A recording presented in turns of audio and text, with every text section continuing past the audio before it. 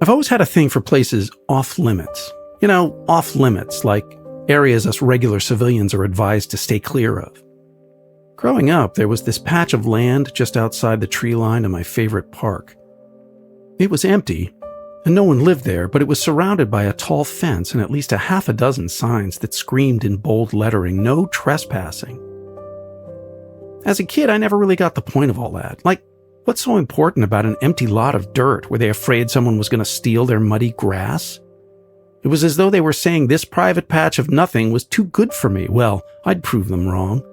I felt pride as I climbed that fence, like I was a rebel, leading a revolution. When I landed my feet on the other side, it was like I landed a ship onto a new continent. I wasn't a trespasser, I was an explorer. It started with that dirt lot.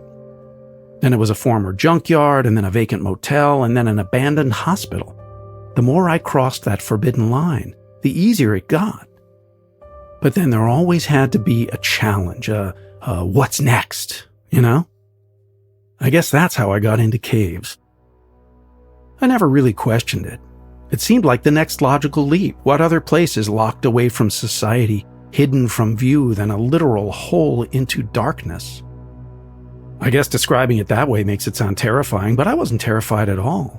In fact, I was rather excited. I started spelunking, or caving, when I was 16. My first go-round wasn't anything serious. The cave was more or less a hole in the ground with a few passageways.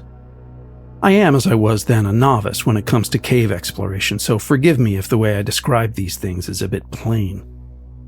Despite my inexperience, I was gung-ho to squeeze my way into any natural crevice I could find.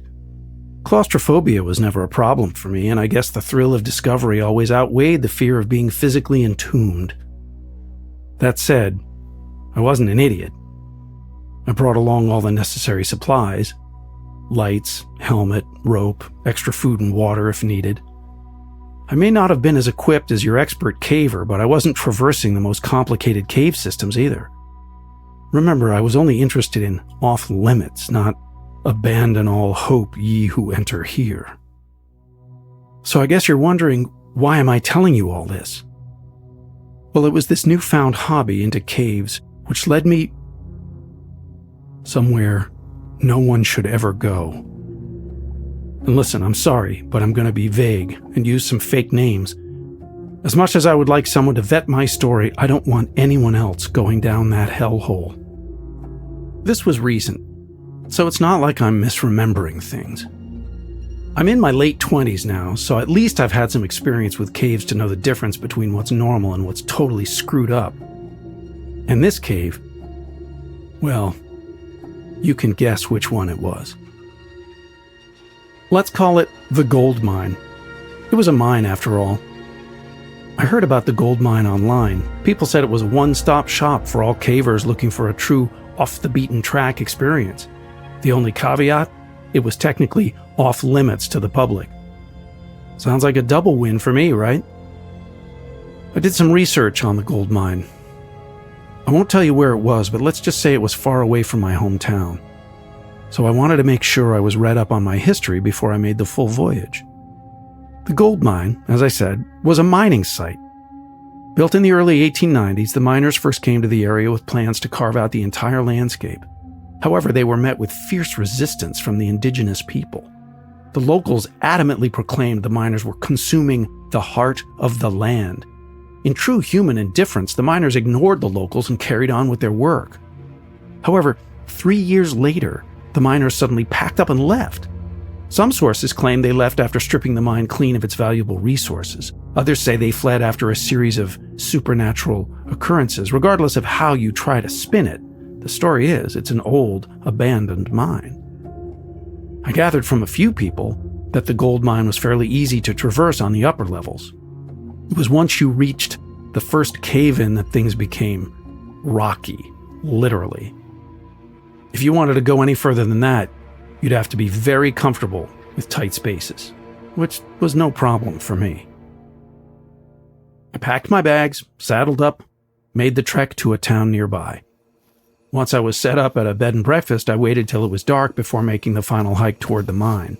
I went at night because I was worried someone might catch me if I went during the day. The entrance to the gold mine was placed along the incline of a hill. Even with pictures and Google Maps to guide me, it was a solid half hour before I found anything resembling the infamous mine. But, buried behind a mountain of underbrush, my flashlight caught the reflection of dull metal. I pulled away at the bush that had consumed a rusty sign. Though most of the paint was peeled off, I could still fill in the words "Do not enter" atop a large X symbol. Flashing my light around, I searched for the nearby entrance. Sure enough, there, hidden around a pair of fallen trees, was a boarded-up wall. Most of the boards were gone, while the rest were rotted thin and falling apart. The only functioning barrier was another dangling sign that read, "Stay out." I peered inside, and I could feel a cool, whispering breeze escaping the mine. The tunnel stretched down further than my light could reach and curved like a snake's throat. I scanned my surroundings for any witnesses before lifting the sign over my head and climbing inside. As I first stepped into the mine, it was like being submerged in water. An overbearing silence muffled the outside world, but from the inside, magnified even the slightest sound. My footsteps echoed along the walls and were carried by the silent breath of the tunnel. Graffiti plastered the walls like a high school yearbook. Spray painted everywhere were signatures, symbols, and phrases such as "Go where the going takes you" and "F Jerry, I F'd his mom." It was all very typical of a highway restroom. More of the same graffiti led further down the tunnel. The rocky ceiling was only 7 feet tall and held up by a row of wooden pillars. Even though they were there as support, I was wary of the ancient logs. Their groaning was a constant reminder that a mountain of earth weighed above my head. But that's why you bring a helmet. I had a headlamp on mine, so navigating the dark wasn't too hard, especially while the mine only kept to one direction. As the curving path went down, it turned at a slight angle like the bend of a staircase. About this time, smaller, narrower passages popped up. I kept to the main tunnel, ignoring the offshoots, which looked more fragile than a house of cards. After a while, the tunnel started to shrink like that scene from the old Willy Wonka movie, the one where the hallway got smaller and smaller. While balancing myself on uneven ground, I had to duck my head from hitting some of the wooden supports, one of which I bumped on accident, which caused the rocks above me to grumble. I had to hold down my heart just to keep it from jumping out of my chest. A little ways further, and there was the first cave-in. The ceiling had collapsed on one side, leaving only a narrow crevice on the other. Around here, more of the graffiti read like a cheesy horror novel. "You're going to die" with a misspelt "your" was written on one wall, alongside "Ghosts are real." On another wall, a huge message was scrawled in thick, black paint. It read, "The heart is dead." At the time, I was more interested in how to get through the wall than what was on it. The crevice, I found out, was too narrow for me to squeeze through with my helmet on. Anyone with a bit of sense might have called it there and gone home, but that wasn't me. Instead, I took off my helmet and carried it by my side. I took a deep breath, sucking in my chest, and shimmied sideways into the hole. I don't know how familiar you are with caves. Maybe when you think of tight spaces, you picture crawling around in one of those play places with tubes and slides, but that's nothing close to being underground. Having rocks pressed around you, it's like being stuck between two mattresses. It's this feeling that no matter where you move, gravity is always weighing on you from every side, and sometimes there's not enough room to breathe. You try, but your chest is too tight. It can't expand. You just have to hold it out and fight your way through until finally you make it out. I climbed out of the crevice. It was maybe only 6 feet long, but down where it's dark and you're alone, 6 feet can feel like a mile. The other side of the tunnel was in ruins, and it's hard for me to describe just how bad it was, but there's this video on the internet of someone throwing a brick inside a washing machine. If you can picture that, then you can get the gist of the damage. Most of the supports were shattered, buried under giant chunks of rock.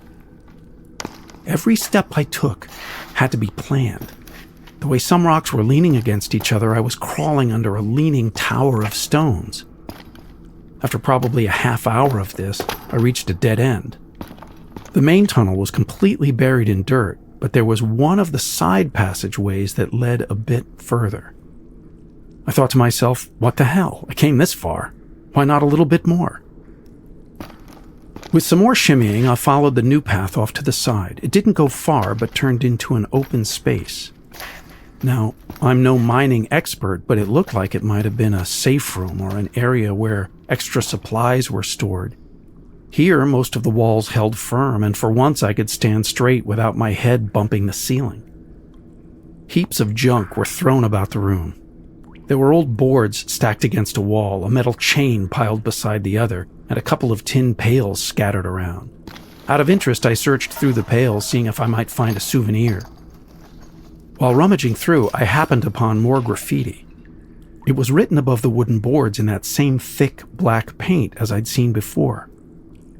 This time, the message read, "Do not go down." I stared at the words looking dumb. Beside the path I came from, I didn't see any other passageways. Except then, I looked down. Under the heap of wood, I saw that some of the dirt was dug out. I moved the boards and found that, corner to the wall, there was a hole. It was hard to tell, but it looked like it fell down into a room below me. I tried shining a light, and it looked like if I tried, I could easily hoist myself down. I gave one look back at the message, which seemed to taunt me, and in that moment, made the stupid decision to go down. Slowly, I tried lowering myself over the ledge. I got about waist deep inside of the hole when finally karma struck. Suddenly, the whole floor cracked and crumbled, and all at once I was falling down a waterfall of stones. I thought I was dead for a moment, until all the dust and debris started to settle. By some fortune, I was still okay, even as pieces of the previous room laid on top of me. However, the headlamp on my helmet was crushed, and my backpack, which I'd been holding onto, was now completely buried under the rubble. Somehow my phone was still functioning. Wasn't like I could call for help, but at least I had a light source. After I dug myself out from the fall, I looked around. At this point, I realized I had misjudged the depth of the hole, with the floor above me well out of reach. As for the room I'd fallen into, I found it wasn't a room at all. It appeared to be more of the mining tunnels, except it lacked any of the wooden supports. I wondered if maybe, further ahead, the mine looped back to one of the side passages. Seeing it as my only option, I started to scout out the tunnel. On the upside, the lower tunnel was fairly spacious. But down here, there was something to the dark that made me feel constricted. It would be wrong to say the tunnel was devoid of light. It was more like the tunnel was full of shadows. And listen, maybe I was just rattled due to the fall, or maybe the weak glow of my phone was playing tricks on me, but I couldn't shake the idea that some of the walls looked off. It was like the tunnel was covered in layers of plastic wrap, with the soil and rocks shrugging off my light in a murky sheen. I don't know why, but it left me feeling nauseous. I quickly found it was easier to stare at nothing than focus on the slimy stone.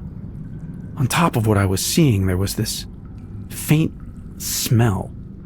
Now, I know how a cave is supposed to smell. It's kind of a musty, muddy scent, but this was different. It was almost like an empty, wet dumpster. The smell was coming from all around me, which had me worried I was inhaling toxic fumes. I mean, that's a big rule when it comes to caves. You do not want to be breathing bad air. But I didn't have the luxury of turning around and going back. I could still breathe, and other than the rancid taste it sometimes left on my tongue, the damp, spoiled smell was durable. The path stretched on, further and further. Oddly, other than the tunnel itself, I hadn't found a single sign of previous exploration. No mining equipment, no beams or pillars, not even any graffiti. though something told me the paint would just slide off the wet stone. I considered the thought that maybe the mine was attached to a natural cave. It was hard to believe, though, since the tunnel was so uniform. Every so often, I came across a split in the path. Unlike the narrow passageways from before, these were about the same size as the main tunnel and branched off almost naturally like a riverbed. I was left mostly to guess which path to take, but I would stop to listen for clues. Sometimes there would be this sound that echoed. It was difficult to discern, but whispered like a low wind. It gave me hope that there was an exit and led me through the winding tunnel with growing confidence. Following this noise, the path even started to tilt, ascending upwards at a steady angle. I don't remember when, but at some point I noticed the tunnel was hung with these small white stalactites. Their milky white bodies poked out from the black ceiling like pimples. As I climbed, I carefully had to duck my head around them. While maneuvering around one cluster of these rocks, I was forced closer to the wall. I had avoided the sleek stone since falling down, but now that I was beside it, I tried grappling the wall for some balance. Except when I touched it, the wall moved. I instantly jumped back and watched as the indentation left by my hand shrunk, then disappeared.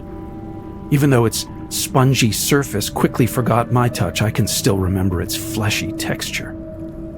It was then that I painfully realized the faint dip in my step. Wherever I stood, the floor sank an inch, and it wasn't like stepping in mud. This was more solid, more organic. I began to understand that the whole tunnel was like skin. This was about the same time when I caught a whiff of that horrible, rotting stench. That stench which seemed to be all around me. It was coming from the walls. More than ever now, I wanted to get out. Throwing caution to the wind, I moved quickly, avoiding the walls whenever I could, yet I couldn't escape the squishing wet earth that stuck to my shoes. Moving faster, the floor slobbered under my weight like a sticky pool of blood. The sound was closer now, just ahead of me. I barely had time to question its infrequent buzzing when I saw it. At the edge of my light, there was the outline of an odd, white shape. My mind raced to rationalize what I was seeing, this alien thing. In a matter of seconds, I thought it was a soccer ball, a drone, a pelican. Hell, even its pale porcelain body resembled something like a bathtub. And I know that doesn't make sense, but when do our minds ever make sense when trying to recognize something new? But then it skittered up the wall, twitched its back, and buzzed its wings. I now saw its 6 spindly legs, and finally my mind landed on the image of a fly. Whether it was an actual fly, I have no idea. People talk about prehistoric insects and how massive they were. Maybe it was one of those. Whatever it was huge. The size of an eagle, at least. I held my breath as it fluttered its wings. Suddenly it spasmed and spun around. As I held my light, I was sure it saw me, but it made no move. Seemingly unaware of me, the fly crawled around, probing the tunnel with its long proboscis.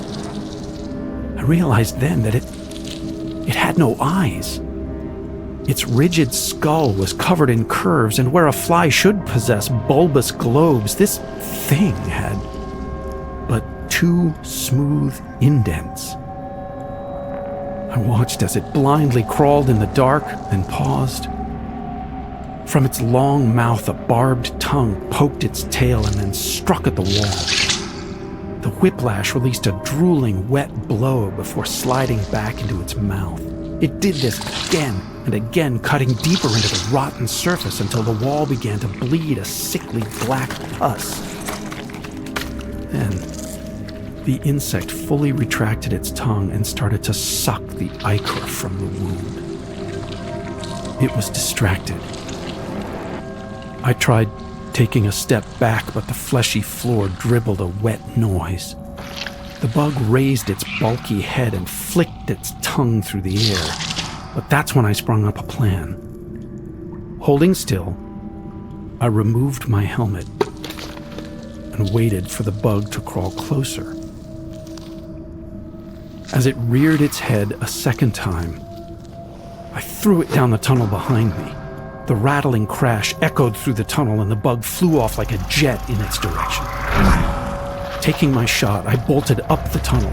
Even if there wasn't any wind, I knew my chances of escaping this mine were only worse going down. I had about a 20-second head start before a loud buzzing was gaining on me. The tunnel was turning steep, but looking up I saw Hope, a wooden abutment like the ones in the mine. On all fours, I began climbing the slimy rock. I dug my hands into it, and it was like handling raw meat. Struggling to climb while holding my phone, I reached for one of the pale white stalactites. I grabbed it, and as I did, it squirmed. My weight pulled it from the ceiling like a loose splinter, and I lost control, stumbling down. In my hand, the stalactite still writhed. It wasn't a rock. It was a maggot. I flung it and scrambled for my only light source. No sooner did a helicopter sound slam into me. The pale fly latched onto my head, thrashing and pulling with its chaotic wings. Its face was so close to mine I could see through its translucent skin to its pussy yellow organs. I tried throwing it off, but it wriggled free and around my torso. In a flash, its tongue shot into my shoulder, igniting a scorching pain across my chest. I could barely hold on to the creature as it whipped the stinging javelin past my ear. All 6 of its legs wrestled for hold while wings gave it balance. I was outmatched in the darkness in every way, except for size. That's when an idea ran through my head, a last-ditch, desperate move. Using my whole body, I pitched my weight over the fly and dropped to the ground. The fly exploded, popping like a water balloon full of putrid yellow sludge.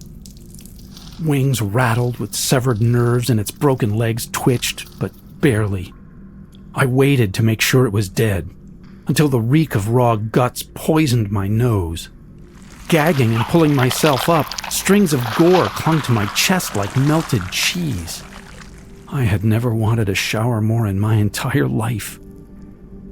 I grabbed my phone, and with my one good shoulder slowly mounted the steep tunnel. The rest isn't worth much explaining. The tunnel led back to the mine, down one of the side paths, and finally to the entrance. I made it out. I escaped and I got healed up. The cut in my shoulder wasn't too bad. Doctor said it would leave a scar but would heal after a week or two. I made up a story about falling down a cave onto some rocks. There was a hefty fine that came with entering the gold mine, so I didn't have any intention of sharing the truth. Besides, who would believe me? I've had a few months to think about what I saw down there, but this is the first time I'm talking about it. And you know, I've tried to find some normal explanation, but you don't get many search results for fleshy mine filled with giant bugs. And the most recent stuff I can find on the gold mine only goes back to the early 1900s, when a missing caver disappeared after reportedly going inside. But there was a lot that came before about the locals that lived there and their dispute with the miners. So many times they referenced nature's lifeblood or the heart of the land. I thought about the lower tunnels, their fleshy walls and rotten smell, and how they were almost formed like veins. And then I thought about the maggots and how flies are always drawn to dead things. The heart is dead. That's what someone wrote. I don't know what those miners were looking for, but whatever was down there, I think it was alive.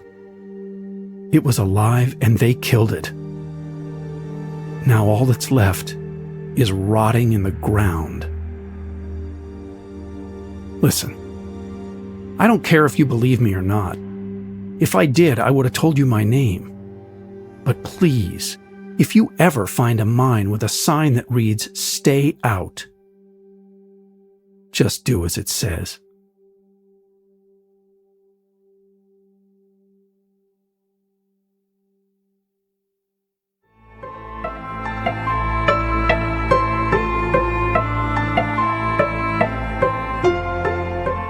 This series was produced by Ashley Flowers and David Flowers.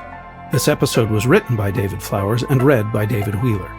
This story was modified slightly for audio retelling, but you can find the original in full on our website. Full Body Chills is an Audio Chuck production. So what do you think, Chuck? Do you approve?